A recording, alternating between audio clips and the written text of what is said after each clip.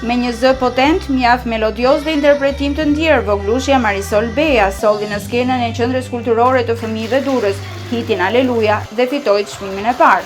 Së bashku me Anabela Gjokon dhe Nikol Kompanjonin, ato u shpallën fituese të edicionit të tretë të konkursit Zërat e Rinj, respektivisht në kategoritë 1, 2 dhe 3.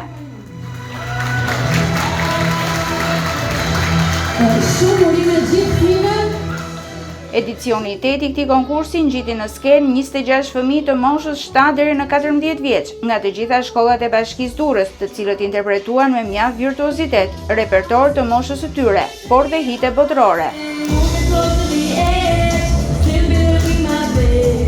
Për drejtoreshën e QKF Durrës Alda Zyferi dhe Olta Jubën, trajnerën vokale të finalistëve, të gjithë fëmijët pjesëmarrës kanë dhënë më të mirën e tyre në këto 2 muaj përgatitje intensive.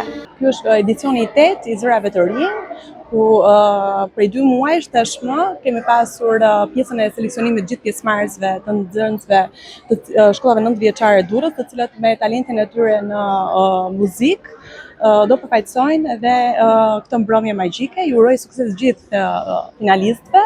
Në një konkurs vokal i cili bëhet tashmë prej vitesh dhe për çdo vit nuk kanë të drejtë të rikonkurojnë ata që kanë konkuruar më parë.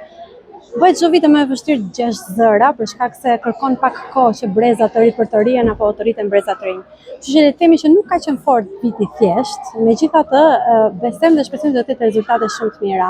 Një moment i veçantë dhe që emocionoi të gjithë të pranishmit ishte kur voglushja Klea Toma me aftësi ndryshe u ngjit në skenë dhe interpretoi, e shoqëruar nga kori të gjithë fëmijëve pjesëmarrës.